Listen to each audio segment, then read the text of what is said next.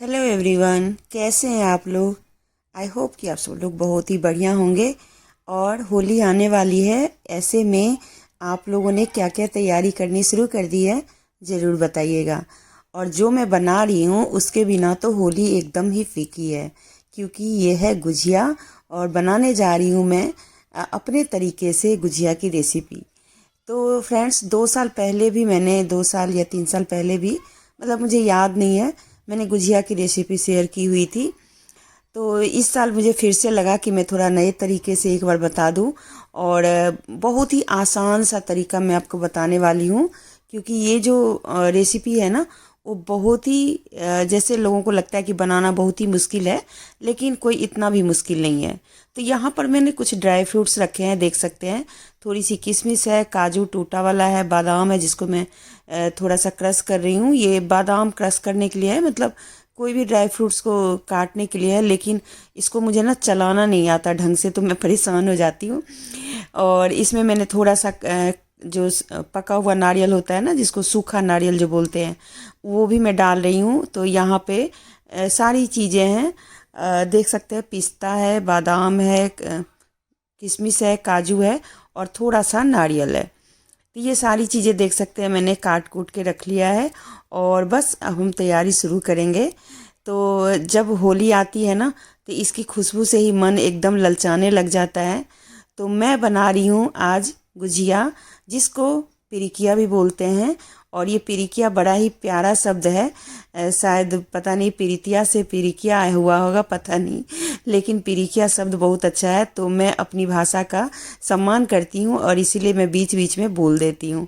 तो यहाँ पर मैंने मैदा लिया है जो कि आधा किलो है, और इसके अंदर 3 टेबल स्पून मैंने घी डाला है, थोड़ा पिघला के। 3 टेबल स्पून मैंने यहाँ पे डाला है। आप अंदाज़ा मान के चलते हैं कि छोटी वाली जो कटोरी होती है ना सब्जी वगैरह की, उससे आप पौना कटोरी आप डाल दें, या उससे थोड़ा सा कम डालें।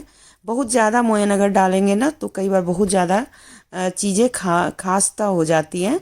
तो वो ना कई बार बनाने में बहुत दिक्कत होती है, तो उतना भी खास्ता नहीं बनाना है। देखिए, मिलाते मिलाते इसकी जो है ना मुट्ठियाँ बनने लगी हैं।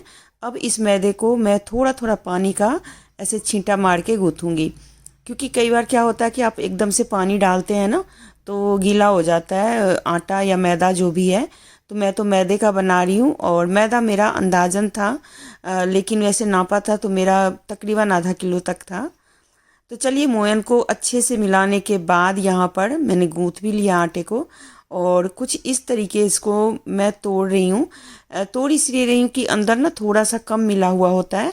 तो अगर इस तरीके से आप पलट देते हैं ना, तो अंदर का जो भी पार्ट है वो ऊपर की तरफ आ जाता है। और उसके बाद इसको फिर से अच्छे से मसल के और ढक करके कम से कम 5 से 7 मिनट तक के लिए छोड़ दीजिए। तो चलिए, अब तैयारी शुरू करते हैं इसके भरावन के लिए, मतलब इसके अंदर जो मिश्रण जाएगा ना वो। तो मैं बनाऊंगी ड्राई फ्रूट्स और सूजी, और साथ में मैं इसके अंदर डालने वाली हूँ खोया। तो सबसे पहले 2 चम्मच घी डाल के जितने भी ड्राई फ्रूट्स मैंने काटे हैं वो मैंने डाल दिए। हो सकता है इतने ड्राई फ्रूट्स मैं नहीं डालूं, क्योंकि ये थोड़ा सा ज़्यादा है मेरे आटे के हिसाब से। लेकिन मैं यहाँ पे इसको फ्राई करके रख लेती हूँ, क्योंकि होली में तो चीज़ें बनती ही रहेंगी, तो कभी ना कभी यूज़ तो हो ही जाएंगी। और वैसे भी थोड़ा बहुत आप बचा के रखते हैं, तो कभी खीर बनानी हो या वैसे कुछ भी बनाना हो ना, तो ज़रूर उसके अंदर ये डाल सकते हैं। तो यहाँ पर ड्राई फ्रूट्स मैंने हल्का हल्का भून लिया, जलाया नहीं है, ना कलर चेंज किया है, बस हल्का गरमा दिया है इसको। अब उसी कढ़ाई को मैंने थोड़ा सा क्लीन करके फिर इसके अंदर 1 चम्मच घी डाला है। घी यहाँ पे मैं ज़्यादा नहीं डाल रही हूँ, क्योंकि सूजी को थोड़ा सा ड्राई ही मुझे रखना है। और यहाँ पर सूजी को भी हल्का हल्का भून लूँगी। और सूजी को हल्का भूनने का मतलब है कि इसको मैं बिल्कुल ही कलर चेंज नहीं होने दूँगी, बस उसकी जो एक कढ़ाई का जो गर्माहट होता है उसके में घी डाल के इसको अच्छे से भून लूँगी। जैसे आप रोस्ट करते हैं उस तरीके से मैंने रोस्ट कर लिया सूजी को। अब इसे साइड करके रख दिया। यहाँ पर मैं 2 कटोरी मेवा डाल रही हूँ, मेवा सॉरी, ये मावा डाल रही हूँ, मतलब जिसको खोया भी बोलते हैं, मावा भी बोलते हैं। तो ये बाजार वाली है। तो इसको मैं क्या करूँगी ना कि बिना घी वगैरह के इसको कढ़ाई में इस तरीके से धीमी आंच पर, एकदम धीमी आंच पर भूनती हूँ। तो तो ये कुछ इस तरीके से पिघल के तैयार हो जाता है।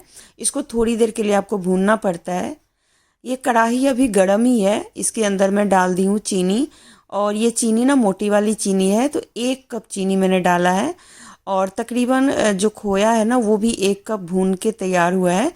और गर्म खोए के अंदर अगर चीनी आप डाल देते हैं ना तो चीनी पिघल जाती है, तो आपको पीसने की ज़रूरत नहीं पड़ती।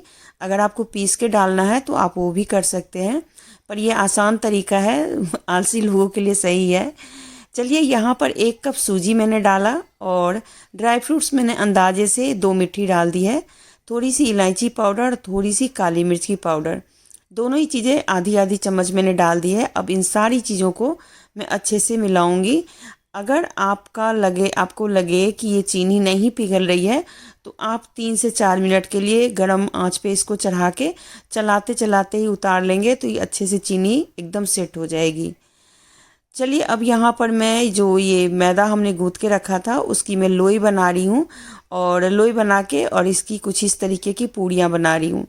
तो ये पूड़ी ना थोड़ी पतली पतली बनेगी। अगर आपसे पतली पूड़ी नहीं संभले तो आप मोटी पूड़ी भी बना सकते हैं, बहुत मोटी नहीं, एक जो थिक वाली होती है ना, कि जैसे पूड़ी वगैरह के लिए बनाते हैं उस टाइप से आप बना सकते हैं। गुच्ची पूड़ी नहीं, लेकिन नॉर्मल पूड़ी अगर बनानी हो तो उस टाइप से। तो इसको देखिए, मैंने बिल्कुल साइड से इसको मोड़ दिया है। अब इसे मैं कुछ इस तरीके से अपनी उंगलियों की सहायता से इसमें ये मोड़ रही हूँ। इसको गुजिया को जब मोड़ते हैं ना तो ये इस तरीके से एक पुराना इसका तरीका है, जो इस तरीके से लोग बनाते हैं। तो ये मुझे आता है, तो इसलिए मैंने इस तरीके से आपको दिखा दिया है। अगर आपको नहीं आता हो तो आजकल तो आ गए हैं इसके जो मोल्ड होते हैं, वो मार्केट में कई तरह के मोल्डिंग ये मिल जाते हैं, तो आप उसमें भी बना सकते हैं। तो मेरे पास भी एक है, काफ़ी पुराना है, लेकिन मैं इसमें वैसे मैं कम बनाती हूँ, लेकिन आज आप लोगों को बस दिखाने के लिए मैं इसके अंदर बना रही हूँ। इसकी जो बाहरी वाला किनारा है ना, वो इतना बढ़िया मुझे नहीं सही लगता, क्योंकि ये थोड़ा खुल जाता है कई बार, तो मुझे ये थोड़ा सा डर लगता है कि कहीं ये खुल गया तो फिर दिक्कत हो जाएगी।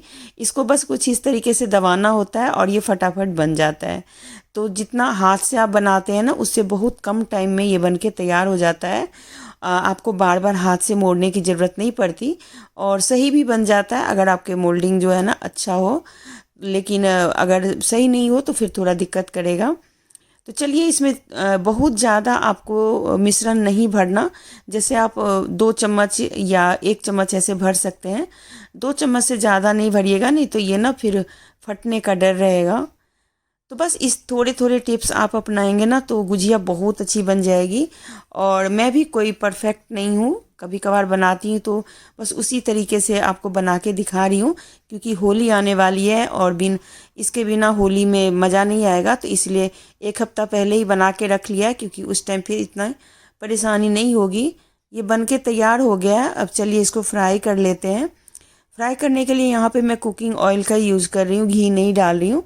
अगर आप चाहें तो घी में भी बना सकते हैं। सबसे बड़ी बात है कि इस ऑयल या घी को आपको खूब तेज़ करके गरम करना है। जो एकदम इसमें से हल्का सा धुआं आपको लगे कि निकलने लगा है, तो इसको आप कम कर दीजिए। फिर जैसे ही ये कम होगा उसके बाद फिर आप धीरे धीरे करके इसके अंदर गुजिया डालिए। जब इस तरीके से गुजिया बनाएंगे ना तो बहुत अच्छा गुजिया बन के तैयार हो जाएगा। आँच को बिल्कुल नहीं तेज़ करना, थोड़ा तसल्ली, थोड़े पेशेंस के साथ इसको आपको तलना है। और जैसे जैसे ये तलेगा ये अपने आप ही फूल जाता है, ऐसा कुछ नहीं है। बल्कि ज़्यादा फूल जाए तो उसको थोड़ा सा मतलब आपको कम आंच पे ही पकाना है, जिससे बहुत ज़्यादा ना फूले। और कुछ इस तरीके से धीरे धीरे पकाएंगे, धीरे धीरे कलर आएगा तो ये गुजिया काफ़ी दिनों तक टिकेगी। लेकिन अगर बहुत जल्दी कलर आ जाएगा तो ये बहुत जल्दी ख़राब भी हो जाता है। थोड़े सॉफ्ट हो जाते हैं, नरम हो जाते हैं, और कुछ नहीं।